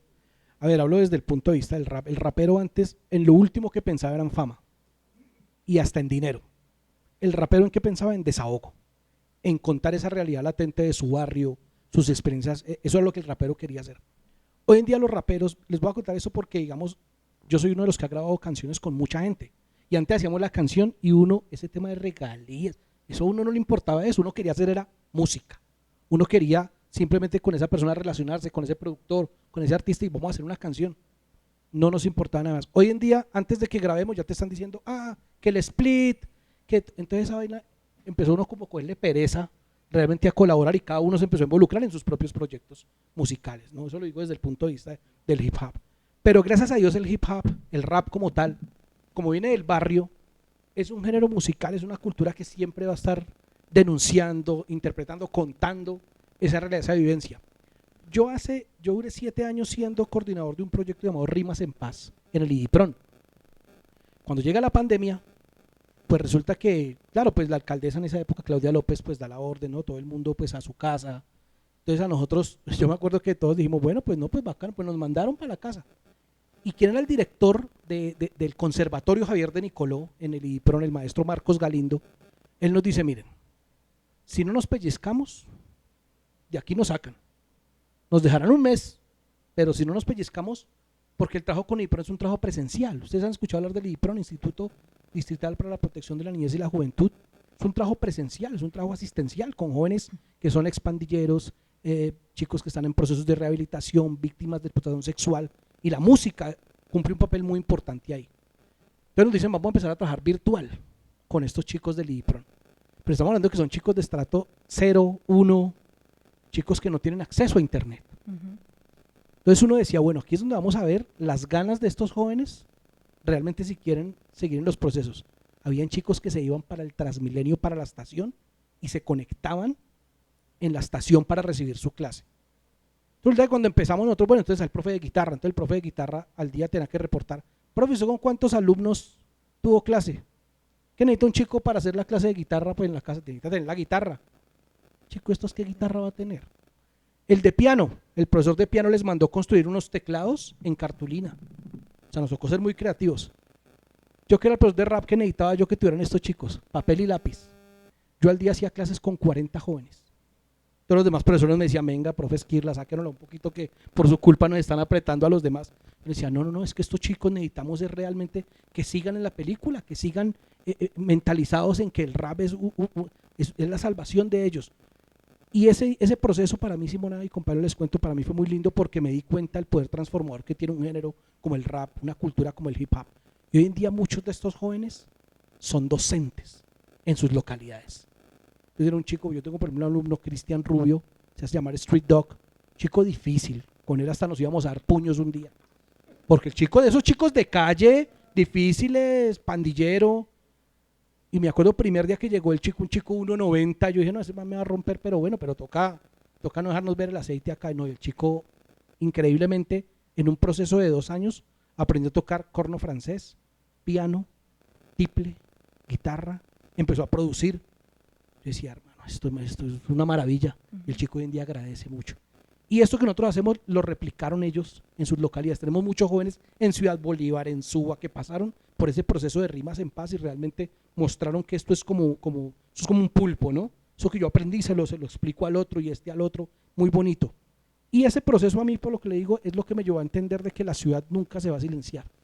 En la ciudad siempre va a haber música. Así como yo estaba haciendo mi proceso con el rap, estaba el profe de guitarra trabajando con unos chicos que hacían música, por ejemplo, de protesta, estilo Ana y Jaime, todo eso que uno decía, todavía se escucha eso. Chicos haciendo tango. Y yo decía, pero Dios mío, si es que el tango eso es de lo más viejo. Y entonces eso me encanta porque Bogotá se distingue por eso. Aquí, por eso hay tanta sonoridad, hay tanta cultura, hay tanta musicalización, ¿cierto? De todas las localidades, todos los barrios lo tienen, porque siempre va a haber esa presencia de las personas que están ahí poniendo esa huella, poniendo esa semilla para que otros se alimenten. Para mí, por ejemplo, ver lo que pasa con el hip hop, cómo ha crecido el rap. Hoy en día ustedes mueven un árbol y le cae 5 freestaleros y 3 productores de rap. O sea, es increíble el rap, que me tocó ir una época donde éramos, miren, me voy a lo estético, así como me he visto yo, ahí me sacaban de los centros comerciales. Hoy en día nos venden la ropa en esos centros comerciales. O sea, el hip hop creció tanto y se abanderó tanto que realmente la gente ya lo entendió, lo procesó y ya lo dinamizó y lo recibió de una muy buena manera, y tenemos por eso tantas fusiones que hace el hip hop. El hip hop se fusiona con cualquier género musical, se puede fusionar. Eso es para mí lo que hemos crecido, y por eso desde el hip hop, desde corrientes como el reggae, el punk, siempre vamos a estar ahí. Siempre la ciudad va a estar sonorizada porque siempre van a haber historias por contar, siempre van a haber experiencias por aprender, y yo creo que al contrario, yo creo que Bogotá es una ciudad que cada vez suena más en otros espacios y en otros caminos, como son las plataformas digitales, todo esto, pero mientras esté el talento en los barrios, mientras estén las ganas de la gente de hacer música, yo creo que esto aquí nunca va a parar, esto va a ser infinito. Pues es una pregunta muy interesante, frente a la cual digamos que como que lo único de lo que puedo como tener una certeza es de la sensación que tengo, porque claro, por ejemplo en los 90 pues uno si quería ir a rumbear a la zona rosa, a los bares alternativos, pues tenía que aprovechar a agarrar el último cebollero, el último bus que iba por la troncal de la Caracas, bajarse en la autopista, caminar a pie hasta arriba, hasta la zona rosa, y de regreso, pues obviamente no había ni Uber, ni uno tenía pa' un taxi, no había nada, o sea, Sí. entonces era, vuélvase a bajar a la autopista, agarre por la Caracas y regrésese a pata por la Caracas. Nunca me pasó nada, era como, y aparte era como pillos, todo, y como que, y uno ahí medio borrachito llegando ahí, y nunca me pasó nada. Hoy por hoy veo la Caracas y digo, no, o sea, puede ser que me hice viejo, obviamente, o que ahora vivo más cagado el susto, lo que sea. Pero es mi sensación de que la Caracas antes era más segura, ¿no? Sí. Y es como, y eso me pasa con el tema de la música, porque especialmente en este momento, que exactamente lo que usted decía, no sé cuántas arenas, cosas que jamás pensamos que iban a pasar, pero jamás, que siempre las reclamamos, no, pero es que faltan unas arenas y faltan más, y ahora que hay Massive Attack el miércoles, Dua Lipa el sábado, está uno quejándose de que no, pero es que no hay plata, pero ¿cómo vamos a ir a todo? Y yo siento que eso, pues yo que he hecho un pedazo, digamos, de mi vida muy atada a los festivales, digo, uy, como que entro en cuestionamiento porque es como los festivales sí serán el pulso de la ciudad, como musical, o sea, como que o era un cuento que nos estamos metiendo, porque luego uno claramente, no sé, pienso en alguien que venga a Bogotá, un congreso de ontólogos en el Tequendama, y el man de pronto tiene lunes, martes y miércoles ahí para salir a tomarse una cerveza, uno a donde le dice, vaya a tal bar a escuchar música, Sí, no. vaya a ver bandas a tal lado. Todo es magno. Todo macro, es el festival, más no, el macro. Estéreo Picnic, o Rock al Parque, o Cordillera, y de nuevo, o sea, hay una programación en este momento realmente interesantísima, bien curada, para todo el mundo, en fin. Pero eso, ¿cuál es la opción? Irse a meter a un bar tipo BBC a escuchar una playlist y a Bon Jovi y a Guns N' Roses y tomarse una cerveza, ¿no? Y ya, entonces, como que eso es lo que yo digo, oiga, pero si será, porque, no, como que aparte todo también canalizado a través de los festivales, pues, si no son festivales que tengan una gran presencia, digamos, de bandas distritales, ya sea porque las se asegura a través de una convocatoria como los festivales al parque, pues lo local sigue siendo, de todos modos hay como un guiñito, como algo por no dejar, pero tampoco hay un compromiso de esto es lo local, esto es lo que está, a esto suena Bogotá, entonces eso me pasa, como que, y también creo que lo que usted decía del tema del celular, claro, esa vaina, esa homogenización de la cultura de Spotify, o sea, como que antes claramente, si yo le preguntaba a usted qué tiene ahí, no, yo tengo Agon y yo tengo un Y no casete, se lo va a prestar porque se lo caspea. claro, y era además, pero venga usted, yo tengo, no sé, Masacre, uy, me encanta Masacre, sí, ¿quién es el cantante? No, pues Alex, ah, sí, pero ¿ese man dónde vive? No, ese man vive, ah, sí, pero ¿cuántos hijos tiene? Como que era un interrogatorio, así, este man es true, Y ahí sí, Tim. tome el casete, se lo presto, entonces, claro, ahora pues es como Spotify, ¿no? Un poco, como, sin que satanizar Spotify, pero es eso, como que efectivamente cada uno va en la película y no hay un intercambio de información respecto a por qué usted escucha esto, cómo los conoció, cuándo los conoció, por qué le gustan y su historia de vida frente a la música. De pronto, si usted va a ver un concierto de Linkin Park y está en el Claro, en el Vive Claro, y de pronto, ay, ¿usted cómo conoció a Linkin Park? En los conciertos se presta más un poco el diálogo, como para uno decir, no, es que yo Guns N' Roses, mi hermano mayor lo escuchaba ahí y tal, ¿no? Como ese tipo de vainas, pero de resto esas historias de vida alrededor de la música, siento que no están, y creo que eso sí ha sido muy silenciado. Antes de pasar a David, una cosa rapidita, ¿cómo entonces curan ustedes un festival? O sea, eso es como profesión de riesgo, porque es una apuesta muy grande. No estoy curando un evento chiquito para 100 personas, sino para miles de personas, intentando reflejarles su necesidad, su melancolía sonora, ¿no? y además es una apuesta de ciudad, ¿no? Porque no es un festival privado. Que eso también... Sí, pues yo siento que hay definitivamente, perdón, hay un tema de enfocarse en las dinámicas del público, porque pues sí, en el público, como sobre todo algunos de nuestros parches de públicos en Bogotá, pues todavía la música sí pertenece como a la banda sonora de sus vidas. Entonces quizás para otro que ya no escuche bandas locales, pues no es importante, pero alguien que esté realmente, por ejemplo, ahí metido como en una localidad y pillándose ese parche y tal, muy seguramente sí es importante que uno tenga esas bandas. La gente puede decir, pues esa banda, marica, ¿tú qué? No, acabo de meterme al Instagram y tienen 5 gatos.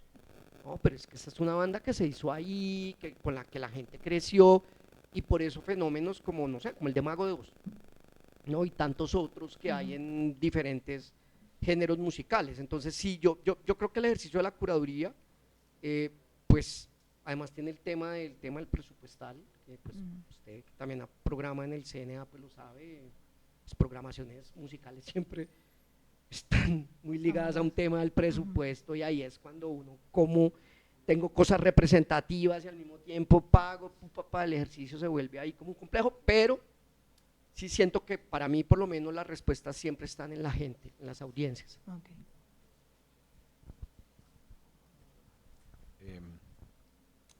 A ver, yo que me gusta la pregunta de otra perspectiva. Estaba acordándome de, prometo que no voy a echar una carreta teórica, sino que estaba acordándome hay un escrito de Walter Benjamin, el filósofo alemán, que recuerda cuando en la historia, por lo menos europea, surge el espacio privado para el ser humano, ¿no?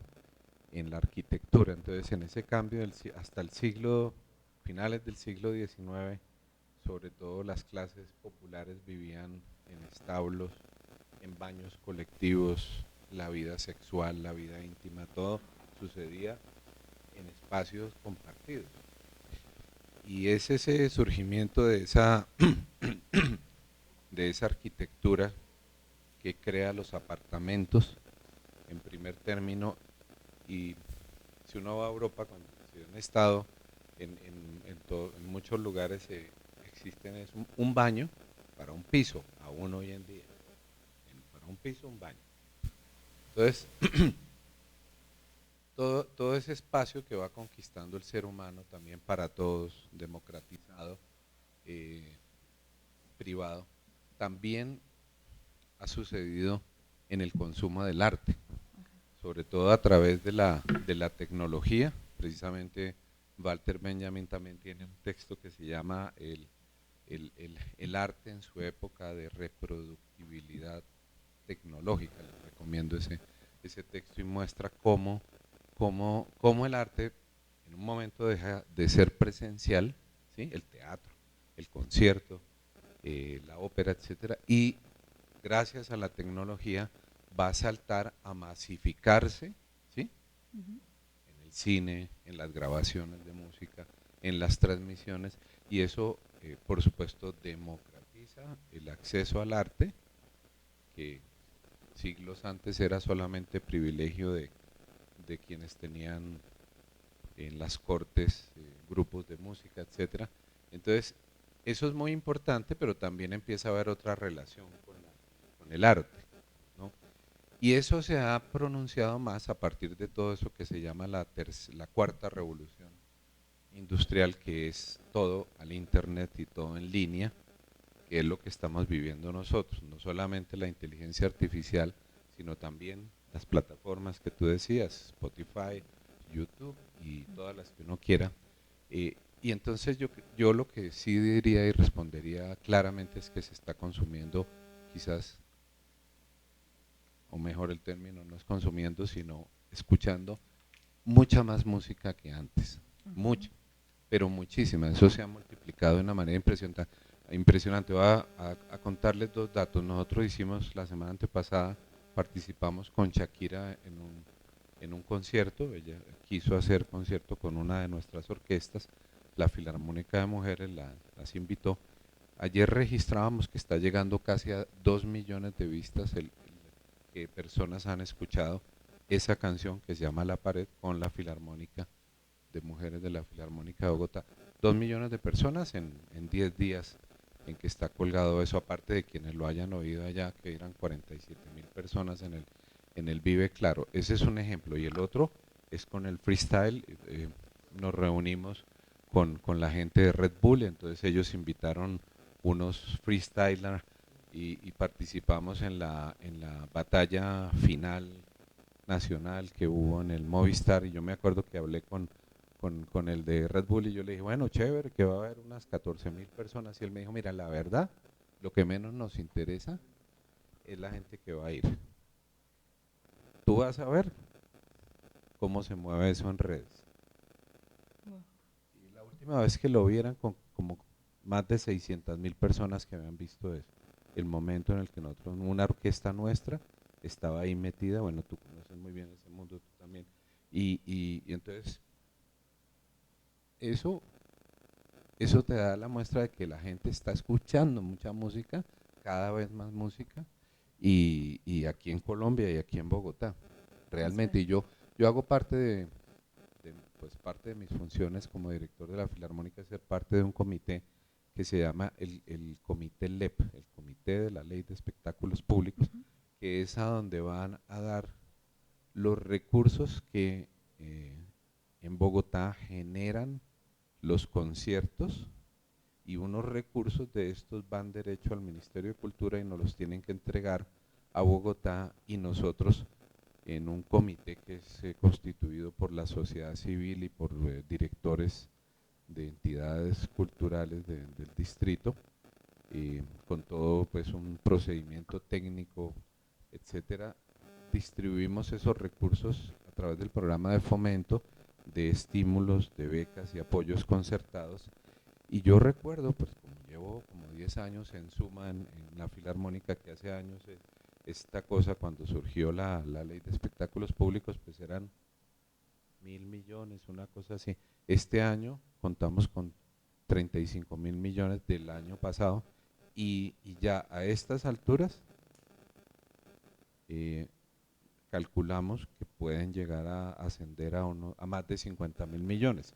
Y todo eso es por los eventos que hay, que ustedes lo estaban mencionando, tú también, todos los espacios que hay. Entonces Bogotá hoy en día realmente es una ciudad de mucha música, pero de mucha música presencial y a través de las plataformas.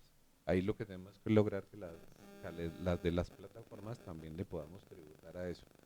Claro, y el ejercicio colectivo, que es como fundamental en la transformación social. Ahí me surge una pregunta con lo que los tres han dicho y finalmente tú, y es esa reflexión constante entre la gratuidad y la venta de boletería, y la democratización de la música y la mercantilización de la música, y exaltar el consumo musical no como un derecho básico, sino como la posibilidad de un negocio, pero también a su vez el music business, ¿no? Y cómo se ha profesionalizado también el sector de la música, si se puede llegar a decir así, no solo desde los instrumentistas y los creadores, sino de quienes trabajan alrededor de ella, que antes era casi que impensable. O sea, el mejor amigo era el manager, el otro le tomaba fotos, pero la gente no vivía de la música, ni siquiera el músico.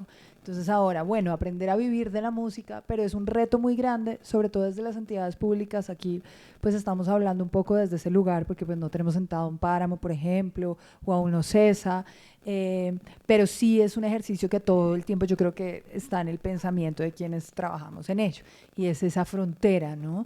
Festivales que son absolutamente gratuitos, gestiones en los barrios que son gratuitos, pero a su vez una competencia todo el tiempo con lo que cuesta, ¿no? Y cómo convocar y cómo permitir que las personas de los diferentes estratos socioeconómicos también puedan acceder a ese tipo de artistas y ese tipo de eventos. Y los presupuestos, ¿no? No le podemos dar la talla si trajeron a X o Y, entonces cómo lograr traer a Z o a W para que la gente también le guste y lo disfrute.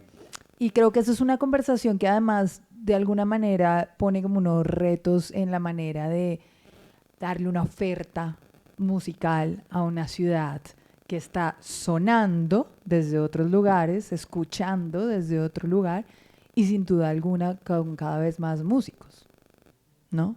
No sé. Bueno, ahí digamos, yo siempre he creído que, y no de ahora, siempre ha tenido que existir un equilibrio entre lo público y lo privado. Siempre he creído que tiene que haber un equilibrio. Festivales como los que Chucky y Esquirla pues hemos programado, como los festivales al parque, pues sin lugar a dudas han sido supremamente importantes, no solo para sus culturas o para sus nichos, sino para la ciudad en general. Por lo que tú dices, hay gente que no tiene acceso para poder pagar una boleta costosa, o sea, eso no es un secreto para nadie. Y porque esta persona no tenga dinero, ¿está limitada a disfrutar de un concierto de estos? Por supuesto que no. Ahora, una cosa es lo que nosotros sabemos que estamos en la industria y otra cosa es la que sabe el público, y a veces el público no tiene idea de estas dinámicas y el público te va pidiendo a ti, bueno, este año sí espero que me traigan a Eminem. Sí. Y uno dice, si no tuviera el presupuesto, por seguro lo traería, pero la gente a veces no entiende eso, ¿no? En redes sociales se ve mucho eso. Nosotros, los curadores, ustedes no se imaginan lo que nos toca sufrir con los comentarios de la gente, a veces con las solicitudes que nos hacen de los festivales. Entonces la tarea, empezando con ese presupuesto, también de darle una línea curatorial a estos festivales, un concepto. Yo soy de los que tiene la teoría de que los festivales al parque no son solo para entretener, sino también para educar. Por lo menos con Hip Hop al Parque hemos hecho unos ejercicios muy interesantes y es mostrarle otras formas de hacer hip hop a ese público, ¿cierto? El hip hop ya dejó de ser el DJ con el MC y los bailarines de breaking, eso ya hace rato dejó de ser eso. Por ejemplo, hace 3 años trajimos a uno de los grandes raperos de la historia, que es Jessa, de Wu-Tang Clan, y el performance de él lo trajimos y era con violinistas, mucha gente del público hip hopper esperaba que fuera el concierto típico del man tirándose al público. Cuando la gente vio eso, pues claro, hubo gente que lo procesó y les pareció maravilloso, hubo otros que no, que decían no, pero es que eso con violines, eso como sinfónico, eso porque. Entonces ahí nos tocaba explicarles un poco, es que esta vaina evolucionó y esta vaina ya creció tanto que ya nos podemos dar ese gusto de entrelazarnos con otros géneros musicales, ¿sí? Para mí es importante. Hace una semana le dieron el récord Guinness a un rapero de Atlanta, se llama Young Jeezy, porque es el primer acto en la historia del hip hop en que subió 101 músicos a tarima, porque su disco se llama TM101, entonces como el disco era el aniversario 25 del álbum, entonces el hombre dijo, voy a invitar 101 músicos a tarima. Entonces veamos cómo el hip hop ha crecido y Colombia no puede ser la excepción, Bogotá no puede ser la excepción. O sea, insisto, yo soy amante de ese hip hop de barrio, vengo de ahí, sigo impulsándolo, las propuestas en las localidades, para mí es maravilloso, pero también tengo que hacerle entender al público como curador, no solo del festival, lo que hemos hecho con el Museo Nacional, además que esta vaina ya creció y que se puede relacionar con otros géneros, con otras culturas. Entonces no es fácil, como tú dices, Simona, no es fácil, porque hacerle a veces ver al público eso es complicado, pero sí lo hacemos de la mejor manera, de una manera muy consciente, disciplinada, muy coherente sobre todo, de decir, bueno, tenemos esto, pero podemos llegar a hacer esto. Entonces nos ponemos unos límites, por supuesto, de decir, bueno, no podemos llegar hasta allá, pero ¿qué podemos hacer que se asemeje un poco a lo que la gente quiere, está pidiendo, pero que no podemos hacerlo? Bueno, hagamos esto. Por ejemplo, lo que decía el maestro David, la relación que hemos hecho con Red Bull, con lo de freestyle, tener los freestylers en Hip Hop al Parque, una exhibición de freestyle. Ahorita, por ejemplo, abrimos un escenario alternativo. Ya tenemos una segunda tarima en el festival desde hace 3 años, lo llamamos Zona de Experiencia, donde el público puede participar. A la gente le decimos, ¿usted hace freestyle? Vaya freestyle. ¿Usted baila breaking? Vaya baile. Y eso a la gente le ha parecido muy interesante porque es el público siendo parte de la programación del festival. Entonces, ves, a veces con esos pocos recursos nos toca ser muy creativos para poder un poco entender qué es lo que el público quiere. Y bueno, nada, pues ya lo privado para mí dentro del hip hop sí ha sido muy importante siempre. Yo vengo de esa escuela de ser de los primeros que hacíamos conciertos en los 90s cuando, como decía Chucky, cuando yo tuve mi programa de radio en la Universidad Nacional, fuimos de los primeros en que nos metimos la mano al drill para empezar a, bueno, pues aquí no hay escenarios, no hay espacios, pues creémoslo nosotros mismos. Alquilábamos mucho, Chucky se acuerda del Teatro María Luisa, el de la 73 con Caracas, había un teatro, ahí hacíamos muchos conciertos y eso, a veces nos íbamos en pérdidas, pero era eso, era fomentar a la gente a empezar a entender, oiga, qué bacano que podemos ir a cantar más allá de los festivales en las localidades o de Hip Hop al Parque. Lo privado se empezó a ejercer mucho, 98, 99, 2000 en Bogotá, cogió muchísima fuerza dentro del hip hop y hoy en día vemos que en Bogotá, si ustedes van y miran la agenda de hip hop, cada fin de semana hay entre 12 y 15 eventos privados de hip hop. Recuerdo mucho hace 3 semanas, hubo uno donde habían en 3 escenarios diferentes 3 artistas norteamericanos, 2 artistas españoles, o sea, venía gente de todo el mundo. Y cuando hicimos el balance, el barrido de cómo les fue, todos estuvieron llenos, ¿cierto? Entonces eso para mí, pues como una persona que hace parte de la cultura, decir, oiga, estamos creciendo tremendo porque ya no solo la gente espera que llegue un Vivo al Parque o el Festival de Bosa o el de Kennedy, sino ya la gente está asistiendo y está sacando de su dinero para ir a 1 o 2 conciertos al mes. Entonces yo creo que, por lo menos de parte, hablo de lo que yo represento, que es el hip hop, que es el rap, sí hemos crecido muchísimo y cada vez hay más escenarios y bueno, lo importante es eso, que el público cada vez va entendiendo más ese equilibrio entre lo público, lo privado, lo gratuito y lo que es pues de pago. Y ya el que dice quiero ser rapero en la casa ya no lo miran tan raro. Pues sí, yo también creo mucho en lo del balance y creo que en ese tema de la gratuidad, pues usted también lo sabe que desde hace 20 años el mismo debate de la gratuidad y de que si es rock o no es rock, ¿no? Sí. Yo creo ya hoy que justamente como enlazando lo que dice Esquirla, más que 5 arenas de no sé quién, 2 arenas del otro, 3 arenas, señor Silvestre Dangond, 2 estadios, ¿no?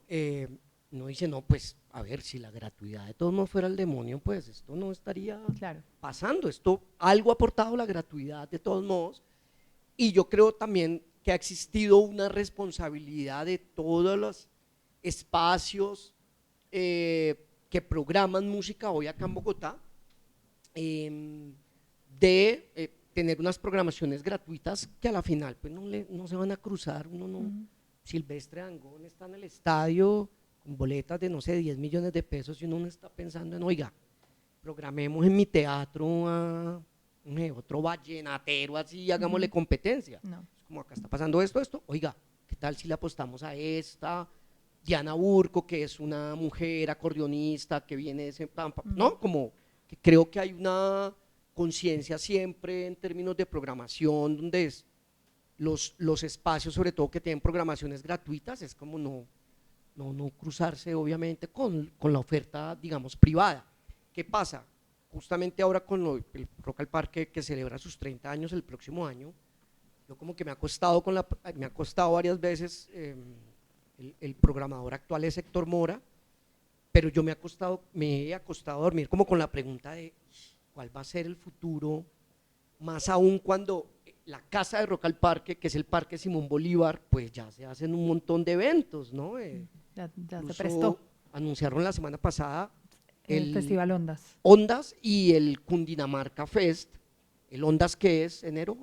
Sí. Bueno, ajá. Y el Cundinamarca Fest que creo es ahora, más el Cordillera, más el Estéreo Picnic, más, claro, o sea, como que ya en la casa, digamos, de Rock al Parque, pues, más que Rock al Parque no paga arriendo, entonces,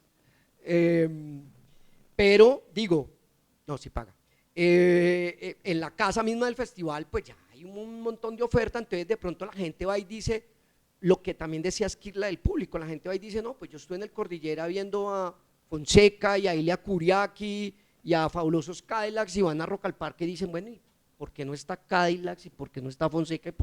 No, es que este es un festival gratuito que se hace con recursos limitados, bla, bla, bla, bla, bla, bla, bla, pero la gente empieza a pensar en que, pero no deberían tener a Fabulosos Cadillacs, no, pues es que no está el presupuesto y bla, bla, bla, bla, bla, bla. Entonces, sí creo que a futuro uno dice, bueno, Rock al Parque tiene que volver de nuevo solo a lo distrital, local, emergente, o sea, meterse en esta película de uno levantar el teléfono y decir, oiga, ¿será que me puede mandar la cotización de Fabulosos Cadillacs? No, es que ya van a hacer 5 arenas el otro año en Bogotá y van para el Cordillera y están bloqueados 5 años. Y así todo. Entonces uno es como, ¿y a quién llamo? O sea, porque aparte, en el caso de Rock al Parque, pues fue un festival que creció, como digo yo, así como cuando uno va a un Krebs y ya hay fila, y no es como, pero bueno, ¿los abren con fila o cómo hacen, no? Rock al Parque nació siendo un festival grande, o sea, es que sí, ahora uno de que 300, que no, siempre ha sido multitudinario, a través de los años, con 1000 administraciones y 1000 programadores y programadoras, siempre ha sido un éxito. Entonces, claro, uno dice, oye, y si, entonces volvemos a tomar este rumbo, ¿qué va a pasar con este escenario para 80.000? ¿Cómo lo lleno? porque a la final pues también en el término, en las cosas públicas, si ustedes lo saben, pues importa de todos modos cuánta gente se impacta, Claro. ¿no? Entonces, y luego nadie va a entender, no, es que es una apuesta y fueron 5.000 personas al cierre de Rock al Parque. Entonces, eso es lo que yo siento que es como complejo, o sea, como que por fin cuando la pregunta de lo gratuito quedó resuelta para mí por lo menos, de que no es el demonio, ahora la pregunta es una nueva y es cómo vamos a Claro. costear esto. O si el resultado tiene que ser como una ley del espectáculo que de alguna manera haga una competencia menos Pero pues, caníbal. claro, y uno como le pide a los privados también, no hermano, venga, no llenen la arena, porque es que nos estamos, o el tema de sus artistas, pues, Complejo. es un ejercicio complejo, creo que se está volviendo un ejercicio bien complejo. Sí, iba a hacer un comentario sobre Rock al Parque, que era hasta el año pasado el festival con mayor afluencia de público. Este año se creó el Festival de Música Popular y tuvo más público que el… Salsa al Parque, de hecho, Más. crecimiento exponencial. Exacto, eso es interesante, pero una de las tareas más gratas pues, del trabajo que yo hago es precisamente la programación, y siempre es, como tú dices, un reto, ¿no? Ahí no tiene uno que ir a guapear a los músicos clásicos, pero también hay dificultades, también hay dificultades porque el problema es qué tipo de repertorio escoges, y yo coincido plenamente contigo que aquí el arte del asunto no es darle a la gente lo que, digamos, a la comunidad,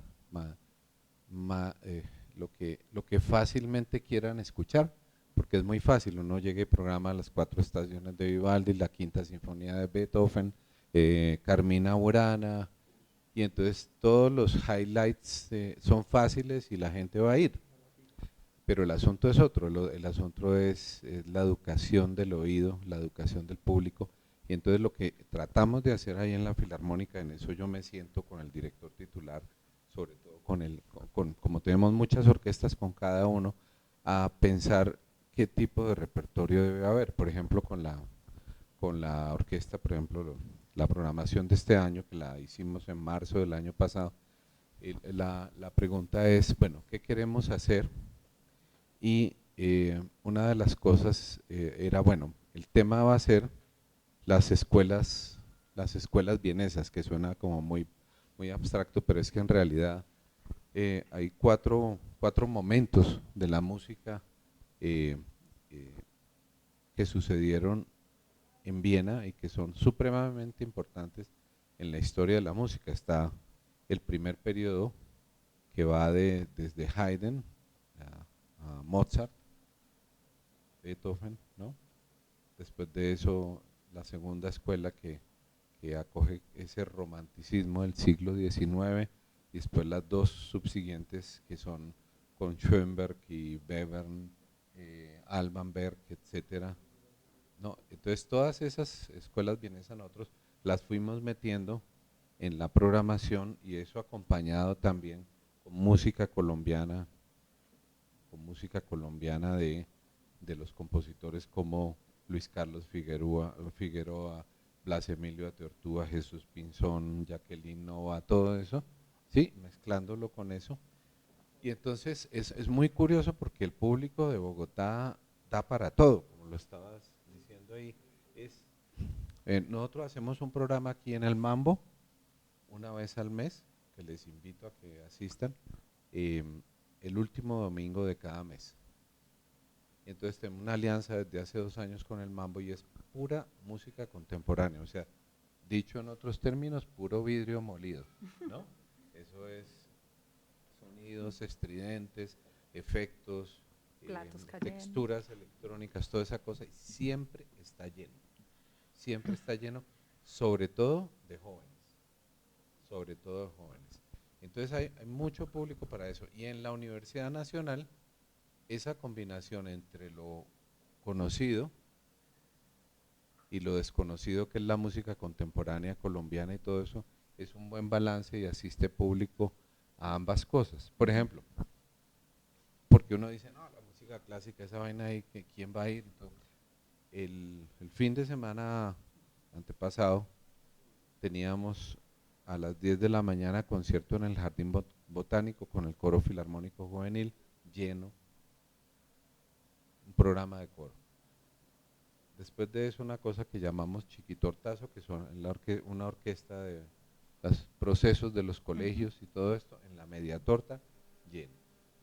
Después de eso a las 4 de la tarde era la Filarmónica de Bogotá, se quedaron 600 personas afuera del auditorio. Y pues al final teníamos el concierto con Shakira, que eso pues era una locura por el público y todo. Entonces,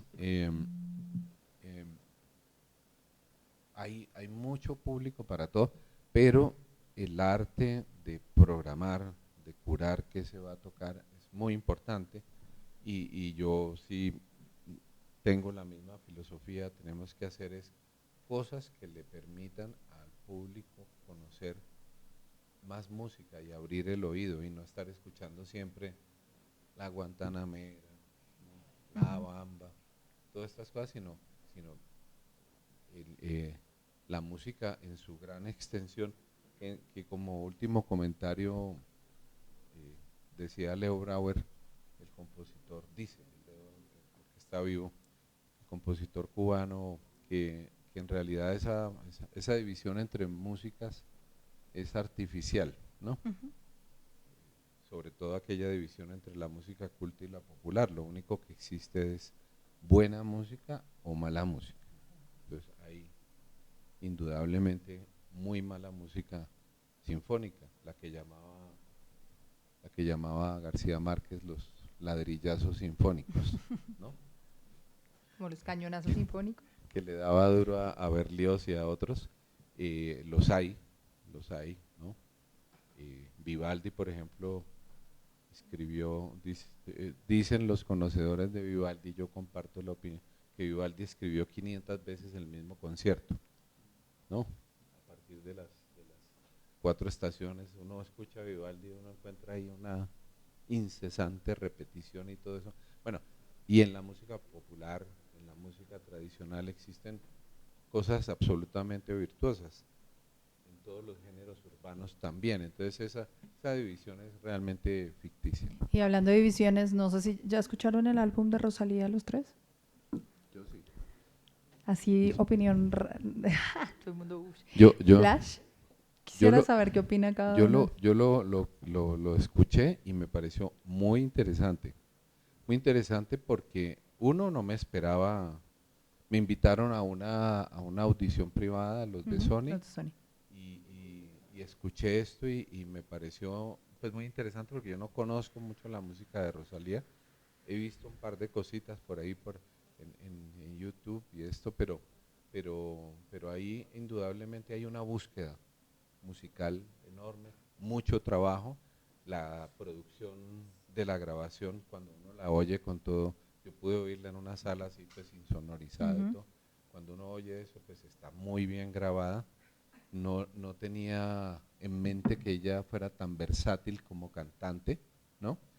Los textos también muy interesantes, sí, habrá cosas que no le gustan a uno o no, pero creo que esta mujer muestra pues un horizonte mucho más allá de lo que venía haciendo.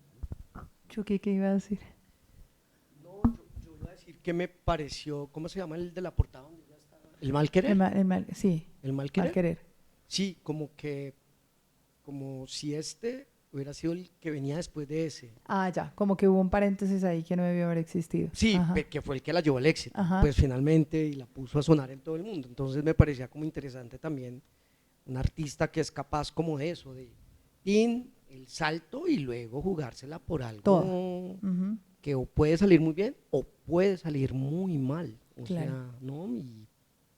Y pues obviamente, pese a que tiene una maquinaria enorme y ahí es cuando todo ese trabajo promocional que hizo el sello en todo el mundo, y yo decía, oiga, pues también bacano como que un sello, o sea, como que cuando hay algo en esa causa súper ultra comercial que realmente vale la pena. Entonces uno dice como, muy bien que también se gasten la plata en eso, ¿no? Como que Claro. Sí, sí, me parece un disco como Y tiene todos los géneros para atravesados. encontrarle muchas vainas, sacarle mucha punta, porque tiene muchas vainas, y bueno, y el hecho de que esté Björk y es una gente que uno nunca hubiera... Y la Filarmónica de Londres. Por eso, y como que, ¿no? O sea, muy interesante. ¿Esquirla lo escuchó?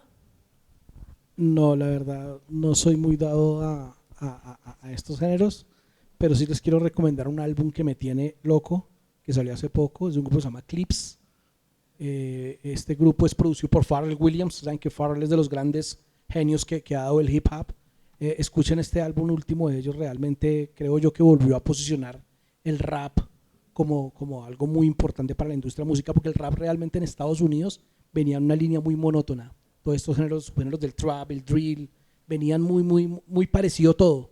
Yo vengo de la época en que tú escuchabas un rapero y tú sabías, sin ver el CD, tú sabías quién era, por su voz, por su estilo. Hoy en día estos raperos de esa nueva generación norteamericanos son muy similares. Este disco de Clips volvió a abrir un panorama musical. 2025 ha sido un año maravilloso para el rap, maravilloso en todo el mundo. O sea, volvió a salir una calidad musical, una creatividad, una intención de generar algo de evolución en los sonidos, en las producciones, en los flows, en las letras. Y ese disco se los recomiendo para que lo busquen. Clips. Pharrell Williams es el productor. De hecho, estuvieron cantando en el Vaticano. Hace poco los chicos de Clips fueron invitados por el Vaticano a cantar allá, los primeros raperos en la historia en cantar en el Vaticano. Es un álbum muy bueno. Pusha T y Malice son dos hermanos, Clips se llama el grupo. Entonces, realmente yo soy muy de escuchar hip hop. O sea, yo escucho mucho hip hop y dancehall. Esos son los géneros musicales que yo consumo día por día. Igual escúchate este disco solo para que... No, por porque supuesto que lo haré. dialogan un montón de géneros y por eso era la pregunta, ¿no? Lo haré. Una partitura le dio la vuelta al mundo.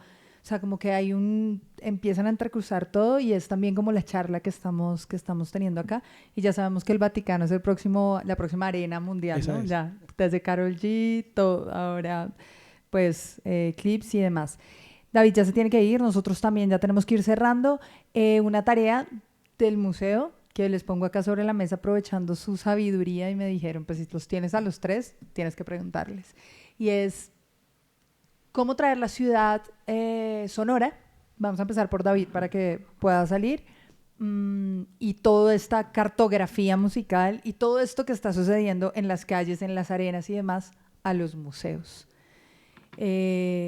Cómo convertir el museo en un escenario. Tú ya nos contabas que están haciendo aquí una vez al mes, pero cómo convertir estos espacios como escenarios vivos en donde también transite la música y las músicas y la ciudad musical. Ustedes desde su sabiduría y desde su quehacer, tarea, ¿no? ¿Qué harían? Si les dicen hoy, tiren una idea. No, yo creo que nosotros estamos haciendo la tarea, ya habíamos adelantado el asunto. Hace 2 años hicimos esta alianza con el Mambo. ¿Por qué? Porque aquí las obras que se exponen, todas las exposiciones que tienen, muy interesantes, y es una parte del mundo contemporáneo de las artes visuales, y pensamos, bueno, vamos a meterle música a esto. Pocas veces tiene que ver con la obra expuesta, pero es también un ambiente, ¿no? Es un ambiente donde, por ejemplo, el último concierto que hicimos fue con músicos electrónicos jóvenes de Bogotá, con una capacidad de creatividad impresionante, y son unos paisajes sonoros cuando cierras los ojos que... ¿A qué suena la música contemporánea? Pues a todo lo que es la vida contemporánea de hoy en día. Es el pito, esto es una ciudad, y todas las ciudades grandes tienen eso, que son como, sí, hay mucha polución auditiva, y eso también puede traducirse en música, ¿no?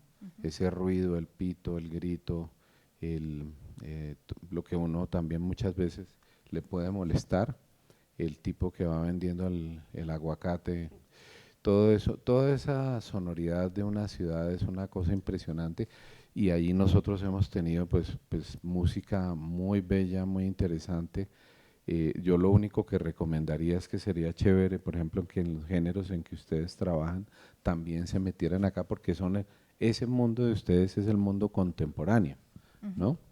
Más, en muchos sentidos más contemporáneo del que hacemos nosotros, porque, digamos, contemporáneo podría ser Bach, ¿no? En el mundo de la música clásica, pero también los que están componiendo ahora, pero esas otras músicas mezcladas con un lugar así como este, eso sería muy interesante. Nosotros ya tuvimos un ejercicio que fue Nación Hip Hop, Colombia, el ritmo de una cultura. Fue una exposición que hicimos, yo hice parte del comité curatorial, fui el vocero de la exposición, fue en el Museo Nacional, duró 4 meses, llevamos 90.000 personas al Museo Nacional y sobre todo mucha gente joven. Y le enseñamos al Museo Nacional una nueva forma de hacer exposiciones. Cuando tú vas a un museo, a ti te dicen no toque, pero de lejitos. Nosotros a la gente le decíamos toque, deje su firma, baile, vaya, grabe un freestyle.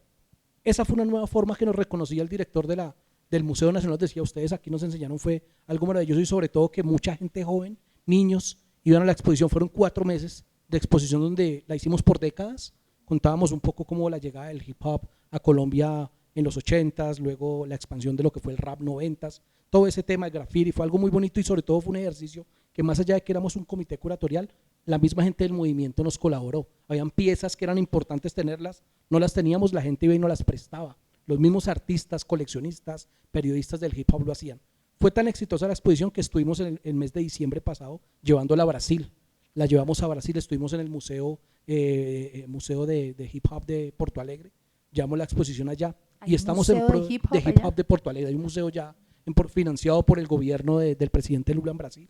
Digamos, nosotros pues fue solo una exposición, pero digamos, compartiendo ideas con Brasil. Ahorita estamos trabajando muy de la mano con ellos, con Hip Hop al Parque tenemos un intercambio artístico entre el festival más grande de Brasil, que es Rap in Cena, y Hip Hop al Parque. Ya tenemos un intercambio, o sea, hay una relación muy bonita y hay un aprendizaje mutuo. De hecho, ellos nos dicen que abrir el museo fue inspirado por la exposición que hicimos nosotros en el Museo Nacional. Cuando ellos vieron la exposición dijeron, venga, ¿y por qué no hacemos en Brasil algo así? Claro, tuvieron mucho más recursos pues para hacer ya un museo como tal. Entonces, digamos, nosotros sí hemos pensado mucho eso y ahorita la idea es esa exposición de Nación Hip Hop, Colombia, el ritmo de una cultura, hacerla itinerante por toda Colombia. Estamos trabajando en mirar cómo hacemos, con qué entidades podemos llevarla, pero sí, ese es un trabajo a largo plazo, viendo el éxito que tuvo aquí en Bogotá y el hito que marcó realmente para el movimiento. Fue algo que gustó muchísimo porque involucramos a todo el mundo, desde la gente pionera de la vieja escuela hasta la gente de esta nueva generación que está representando muy bien el hip hop. Yo creo que ese fue el éxito de la exposición y bueno, nada, ya digamos, para mí esto de llevar la música a los museos, ya se hizo hace años Nación Rock, el Museo Nacional alguna vez hizo Nación Rock, pero es muy importante eso. Y lo bonito que ha sido que hemos despertado ese espíritu en las localidades. Entonces las localidades tú ya vas y que en la Casa de la Juventud están haciendo la exposición de la historia del hip hop en la localidad de Bosa, cosas así. Me parece que eso fue lo más bonito de la exposición, ver cómo despertamos ese espíritu de que la gente entiende que hay historias por contar y no importa la trayectoria, cualquier historia, por más pequeña que sea, merece ser contada y merece ser escuchada. Así que dentro del hip hop ya estamos en esa tarea. Ahorita en Estados Unidos se va a abrir el museo del hip hop, de la historia del hip hop, y estamos viendo la forma de interactuar con ellos y poder llevar parte de la historia del hip hop de nuestra ciudad y de nuestro país a ese museo, que va a ser una vaina a la locura porque está financiada y respaldada por todas las grandes leyendas del rap norteamericano. Entonces seguiremos de hecho trabajando en eso para poder seguir mostrando nuestra historia. El alcance que ha tenido el rap de Bogotá, de Colombia, es una vaina grandísima.